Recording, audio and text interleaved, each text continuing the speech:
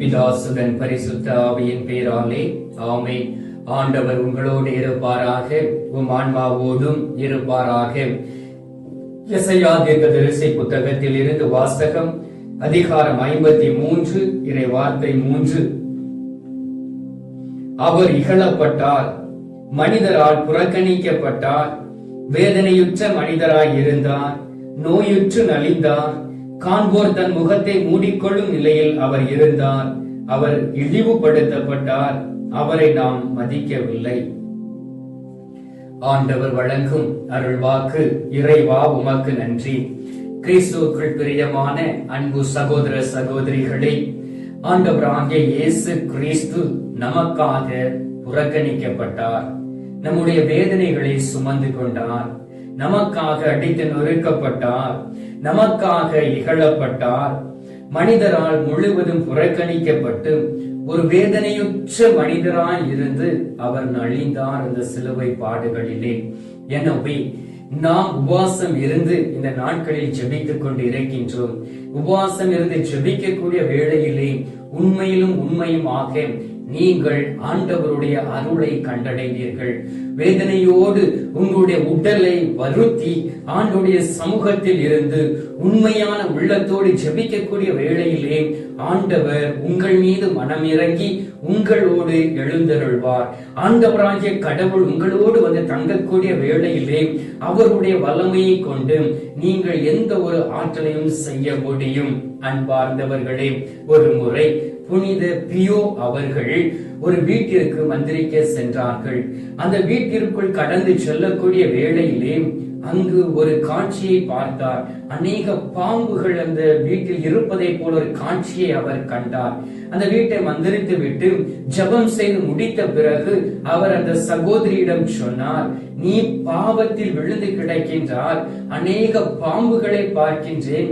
எனவே நீ பாவத்தில் இருந்து வெளியிலே வந்து முழுவதுமாய் தந்தை கடவுளை மகிமைப்படுத்தும்படியாக ஆண்டவராகிய இயேசு கிறிஸ்துவிடம் மன்றாடு. அந்த நேரத்திலே உனக்கு பாவ மன்னிப்பின் நிச்சயத்தை அவர் கொடுப்பார் என்று சொல்லி அந்த இடத்து வீட்டை விட்டு கடந்து சென்றார். ஆம் அன்பார்ந்தவர்களே, இந்த நாட்களில் உங்களுடைய வீட்டில் வந்து ஜெபிக்கக்கூடிய மக்களுக்கு இப்படி தரிசனங்கள் கிடைக்கின்றதா? அல்லது பெயருக்காகவும் பணத்திற்காகவும் வந்து ஆண்டவராகிய இயேசு கிறிஸ்துடைய பெயரை ஒரு பிசினஸாக பயன்படுத்துகிறார்களா? கவனமாய் இருக்க வேண்டும். ஆண்டவராகிய இயேசு கிறிஸ்து இந்த உலகத்தில் உள்ள நமக்காக புறக்கணிக்கப்பட்டார். உங்களுக்காகவும் உங்களுடைய குடும்பத்தில் உள்ள நபர்களுக்காகவும் எனக்காகவும் திருச்சபையில் இருக்கிறவர்களுக்காகவும் அவர் புறக்கணிக்கப்பட்டார். ஏன் நம் ஆண்டவராகிய இயேசு கிறிஸ்து புறக்கணிக்கப்பட வேண்டும்? அவர் உண்மையோடும் உத்தமத்தோடும் ஞானத்தோடும் அவர் எப்பொழுதும் தந்தையை சார்ந்து வாழ்ந்தபடியினால் சாத்தான் மனிதருக்குள் புகுந்து ஆண்டவராகிய இயேசு கிறிஸ்துவை அழித்துவிட வேண்டும் என்று திட்டம் தீட்டியது. அன்பார்ந்தவர்களே, ஆனாலும் ஆண்டவராகிய இயேசு கிறிஸ்து கடைசி வரை பரிசுத்தமாய் இருந்து அவருடைய பரிசுத்த தன்மையினால் நம்மை மீட்டு ரட்சித்து இருக்கின்றார். அவருடைய பரிசுத்த வல்லமையினால் நம்மை தாங்கி இருக்கின்றார். அவர் பரிசுத்தத்தினால் நிலைத்திருக்கிறபடியினால் நாமும் பரிசுத்தமாய் இருக்க வேண்டும் என்று நமக்காக தந்தையிடம் பரிந்து பேசிக் கொண்டு இருக்கின்றார். நான் நிறைவுள்ளவராய் இருப்பது போல் நீங்களும் நிறைவுள்ளவராய் இருங்கள். நிறைவு என்பது பரிசுத்தத்தின் வெளிப்பாடு. எனவே நான் பரிசுத்தமாய் இருப்பது போல் நீங்களும் பரிசுத்தமாய் இருங்கள்.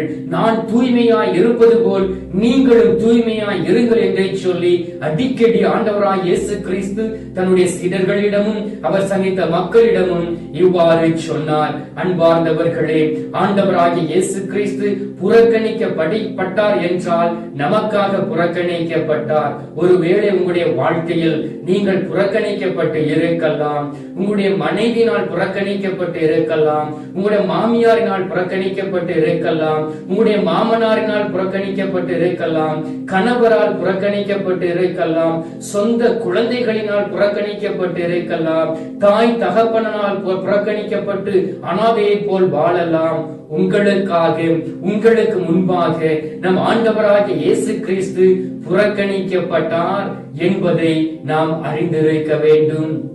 ஏனென்றால் நம் ஆண்டவராகிய இயேசு கிறிஸ்து நம்முடைய வேதனைகளையும் நம்முடைய வாழ்க்கை முறைகளையும் நன்றாக அறிந்திருந்தபடியினால் எல்லாவற்றையும் சுமந்து கொண்டார் அந்த சிலுவையிலே.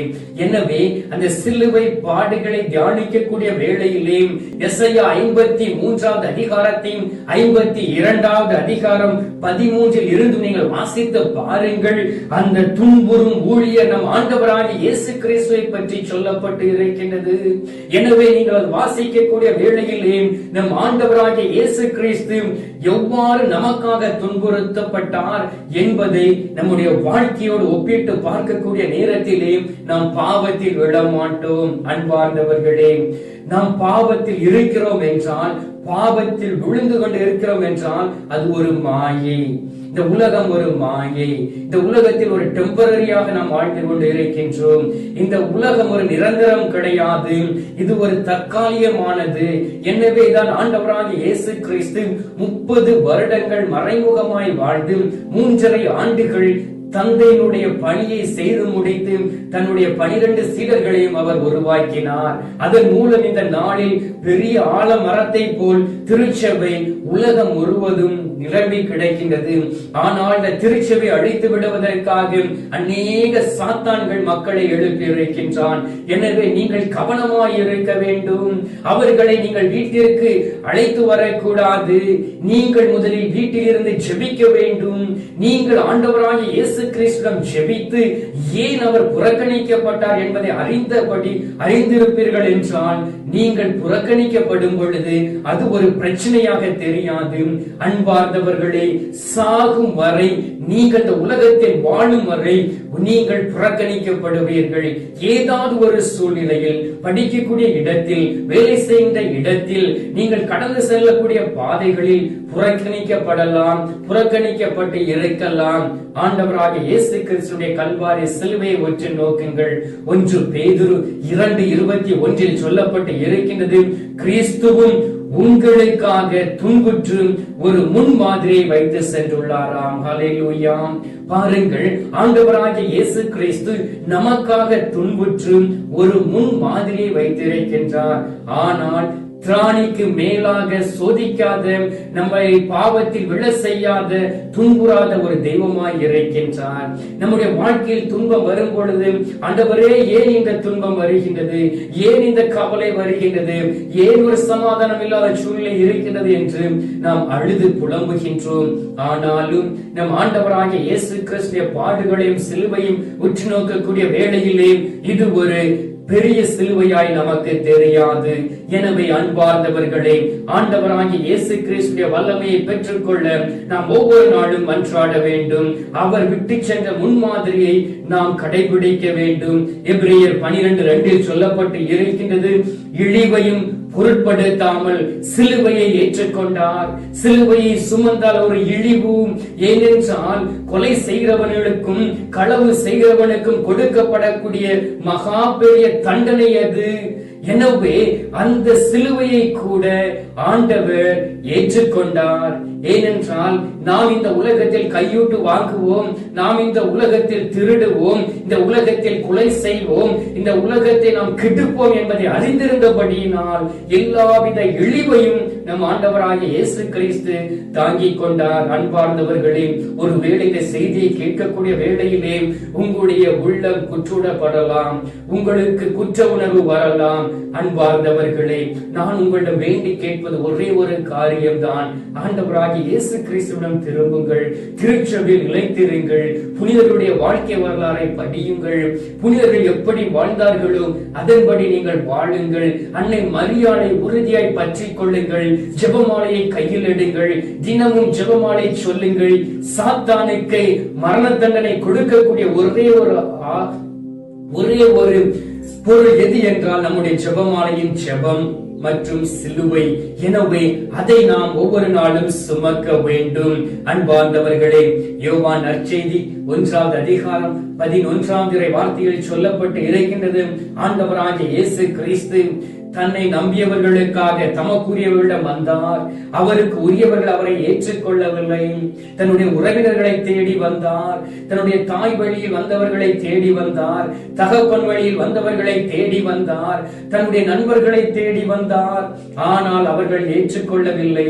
அவர்களால் புறக்கணிக்கப்பட்டார். சொந்த ஊர் மக்களினால் புறக்கணிக்கப்பட்டார். அவதூறாக பேசப்பட்டார். இவர் தச்சனின் மகன் அல்லவா, இவருடைய தாயும் தந்தையும் நம்மோடு கூட இருக்கிறார்கள் அல்லவா, அப்படி இருக்கும் பொழுது இந்த மனிதர் நமக்காக எப்படி சாக முடியும், எப்படி நமக்காக ரத்தம் சிந்த முடியும், இவரால் எப்படி நமக்கு பாவ மன்னிப்பு நிச்சயத்தை கொடுக்க முடியும் என்று சொல்லி நம் ஆண்டவராகிய இயேசு கிறிஸ்துவை புறக்கணித்தார்கள். ஆண்டவராகிய இயேசு கிறிஸ்து தன்னுடைய காலில் உள்ள தூசியை தட்டுவது போல் அவர் தட்டிவிட்டு அந்த இடத்தை விட்டு சென்றார். யார் யாரெல்லாம் விசுவாசத்தோடு அவரை ஏற்றுக்கொண்டார்களோ அவர்கள் இன்றும் நம் ஆண்டவராகிய இயேசு கிறிஸ்துவோடு வான் வீட்டில் அமைதியோடு இருக்கிறார்கள். அன்பார்ந்தவர்களே, அப்படிப்பட்ட அமைதி நம்முடைய வாழ்க்கையில் வேண்டுமே என்றால் நீங்கள் ஆண்டவராகிய இயேசு கிறிஸ்துவை உறுதியாய் பற்றிக் கொள்ள வேண்டும். எவ்வாறு அந்த குட்டி குரங்கு தாய் குரங்கு மரம் விட்டு மரம் தாகும் பொழுது உறுதியாக பற்றிக் கொள்கின்றதோ அதே போல் நீங்கள் ஆண்டவராகிய இயேசு கிறிஸ்துவை உறுதியாய் பற்றிக் கொள்ள வேண்டும். அதற்கு நற்கருணை நாதரை தேடி வர வேண்டும். நீங்கள் ஜெபமாலை கையில் எடுத்து நற்கருணைக்கு முன்பாக இருந்து ஜெபிக்க வேண்டும். 5 காயங்கள் வரங்கள் பெற்ற ஒவ்வொரு சகோதர சகோதரிய வாழ்க்கை வரலாறை எடுத்து படியுங்கள். அவர்கள் ஜெபமாலை சொல்வதில் உறுதியாக இருந்து நற்கருணை நாதருக்கு முன்பாக இருந்து ஜெபித்தபடியினால் ஆண்டவராகிய இயேசு கிறிஸ்துடைய பாடுகளை தன்னுடைய உடலில் சுமந்து கொண்டார்கள். இன்றும் சுமந்தபடி வாழ்ந்து கொண்டிருக்கின்றார்கள். அன்பார்ந்தவர்களே, ஏமாந்து போய்விடாதீர்கள். மற்றவருடைய வார்த்தைகளை கேட்டு அன்னை மரியாளை பற்றி தவறாக பேசுகிறார்கள் என்றால் அந்த இடத்தில் நீங்கள் இருக்காதீர்கள். அது உங்களுக்கு பாவம். அந்த பாவம் உங்களுடைய விசுவாசத்தை கெடுக்கும். லூக்கா நற்செய்தி 21 அதிகாரம் 17வது வார்த்தையில் சொல்லப்பட்டு இருக்கின்றது, என் பெயரின் பொருட்டு எல்லோரும் உங்களை வெறுப்பார்கள். நீங்கள் கத்தோலிக்க திருச்சபையில் இருக்கிறீர்கள் என்றால் எல்லோரும் உங்களை வெறுப்பார்கள். ஏனென்றால் உண்மையான ஆண்டவராகிய இயேசு கிறிஸ்துவை உண்மையான இடத்தில் நாம் ஆராதிக்கின்றோம். எனவே உங்களை வெறுக்கக்கூடிய வேளையில் கவலைப்பட வேண்டாம். ஆண்டவராகிய இயேசு கிறிஸ்துவை போல் நீங்கள் உங்கள் காலில் உள்ள தூசியை தட்டிவிட்டு கடந்து சொல்லுங்கள். அவரும் உங்களை ஆசீர்வதிப்பார். அன்பார்ந்தவர்களே, வேதனையோடு இருக்கிறீர்களா? உங்களுடைய வேதனையை நம் கல்வாரி நாதரோடு ஒப்பிட்டு பாருங்கள். அது ஒரு வேதனையே கிடையாது. உங்களுடைய கவலையை அவருடைய கவலையோடு ஒப்பிட்டு பாருங்கள். அது ஒரு பெரிய கவலையாய் தெரியாது. உங்கள் உடல் பூர்வமான நோயை அவர் அடித்து நொறுக்கப்பட்டு சரீரம் முழுவதும் கிழிக்கப்பட்ட அந்த சூழ்நிலையோடு ஒப்பிட்டு பாருங்கள். அது ஒரு பிரச்சனையாக தெரியாது. மற்றவர்கள் அவதூறாக பேசுகிறார்களாம். ஆண்டவராகிய இயேசு கிறிஸ்து அந்த கல்வாரியை சிலுவையை சுமந்து கொண்டு செல்லக்கூடிய வேளையிலே அவர் அவதூறாக பேசப்பட்டார், இழிவாக நடத்தப்பட்டார், புறக்கணிக்கப்பட்டார். எல்லாவற்றையும் தாங்கிக் கொண்டு நமக்காக உயிர் கொடுத்து இன்றும் நமக்காக வாழ்ந்து கொண்டிருக்கின்றாரே, அவரை நோக்கி சிறிது நேரம் ஜெபிப்போமா? என்னோடு இணைந்து நீங்கள் ஜெபிப்பீர்களா? இப்பொழுது நாம் ஜெபிக்கலாம். எங்கள் பரலோக தந்தையே, இயேசு கிறிஸ்துவே, தூயனல் ஆவியே, தந்தையே, இந்த அருமையான காலை பொழுதிற்காகவும் இந்த தவ நாட்களுக்காக நன்றி சொல்லி உம்மை துதிக்கிறோம் சுவாமி. அன்பார்ந்த இயேசு சுவாமி, ஒவ்வொரு நாளும் எங்களை திடப்படுத்தி வல்லமையோடும் ஆற்றலோடும் எங்களை நடத்தி கொண்டிருப்பதற்காக நன்றி. அன்பார்ந்த இயேசுவே, உமது தந்தையினுடைய திருவுளத்தின்படி நீர் எங்களுக்காக புறக்கணிக்கப்பட்டீரே. நாங்கள் இந்த உலகத்தில் புறக்கணிக்கப்படுவோம் என்பதற்காக எங்களுக்கு முன்பாகவே நீர் புறக்கணிக்கப்பட்டு அந்த கல்வாரியிலே அடித்து நொறுக்கப்பட்டீரே சுவாமி. உமது வேதனைகளை நாங்கள் அறிகின்றோம். இந்த நாட்களிலும் கூட தந்தை கடவுளுக்கு முன்பாக இருந்து வேதனையோடு எங்களுக்காக மன்றாடி கொண்டு இருப்பதை நாங்கள் உணர்கின்றோம். இயேசுவே, நீர் எங்களுக்காக துன்புற்று ஒரு முன் மாதிரியை விட்டு சென்றீரே. ஆனாலும் தகப்பனே, எங்களுடைய வாழ்க்கையில் வரக்கூடிய துன்பங்களை நினைத்து நாங்கள் அழுது புலம்புகின்றோம். இந்த நாளிலும் வேதனையோடு உமது திரு சமூகத்தில் இருந்து ஜெபிக்கின்றோம். என்னுடைய பிள்ளைகளுக்காக ஜெபிக்கின்றோம். மனமாற்றம் இல்லையே, மனம் போன வாழ்க்கையுடைய பிள்ளைகள் வாழ்ந்து கொண்டு இருக்கிறார்களே. திருமண வயதில் இருக்கும் பொழுது பாவத்தில் விழுந்து கிடந்து அவர்கள் பாவ சூழ்நிலைக்கு ஏற்ப வாழ்ந்து கொண்டு இருக்கிறார்களே என்று ஜெபிக்கக்கூடிய தாய் தந்தைகளை ஒப்புக் கொடுக்கின்றோம். அன்பார்ந்த இயேசுவே, ஒவ்வொருவரையும் ஆசீர்வதியும் தொடுபடியாக ஜெபிக்கின்றேன். உமது பரிசுத்த ரத்தம் ஊற்றப்படுவதாக. தன்னுடைய பிள்ளைகளின் நிமித்தம் தாய் தந்தையர்கள் புறக்கணிக்கப்பட்டு இருக்கலாம், முதியோர் இல்லத்தில் இருக்கலாம். தன்னுடைய தாய் தந்தையின் நிமித்தம் பிள்ளைகள் அனாதையாய் விடப்பட்டு திரு ஓரங்களில் வாழ்ந்து கொண்டு இருக்கலாம், அனாதை இல்லங்களில் இருக்கலாம். ஒவ்வொருவரையும் தொடுவீராக, மனமாற்றத்தை கொடுப்பீராக, அவருடைய தேவைகளை பூர்த்தி செய்வீராக, அவர்களோடு கடந்து வருவீராக, அவர்களோடு இருந்து செயலாற்றுவீராக, ஆற்றல் மிக்க வல்லமையும் பலத்தையும் கொடுப்பீராக. எதையும் இழந்து போய்விடாதபடி அன்போடும் பாசத்தோடும் நடக்கக்கூடிய ஆற்றலையும் வல்லமையும் கொடுக்கும்படியாக ஜெபிக்கிறேன் சுவாமி. அன்பார்ந்த இயேசுவே, வல்லமை மிக்க தெய்வமே, நீர் எங்களை ஒவ்வொரு நாளும் நேசித்து வழிநடத்துகின்றீர். உமது அரவணைப்புக்குள் கடந்து வர நீர் எங்களை திடப்படுத்துகின்றீர். அன்பார்ந்தவரே, இந்த நாளிலும் உமது கல்வாரி பாடுகளை தியானிக்க நீர் எங்களுக்கு கொடுத்திருக்கக்கூடிய ஆற்றலிற்காக நன்றி.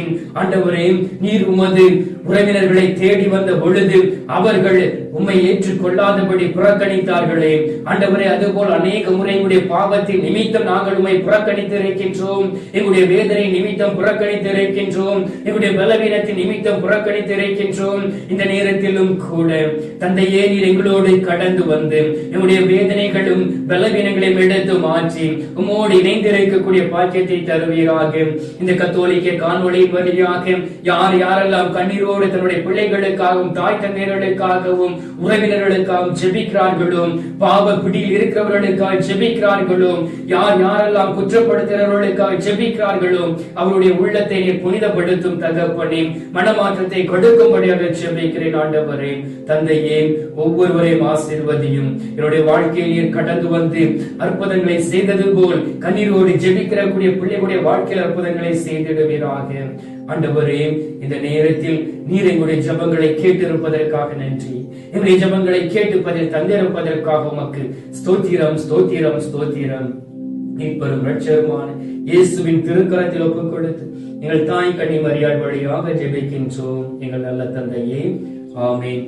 பரலோகத்தில் இருக்கிற எங்கள் பிதாவே, உம்முடைய நாமம் அர்ச்சிக்கப்படுவதாக, உம்முடைய ராஜ்யம் வருக, உம்முடைய சித்தம் பரலோகத்தில் செய்யப்படுவது போல பூலோகத்திலும் செய்யப்படுவதாக.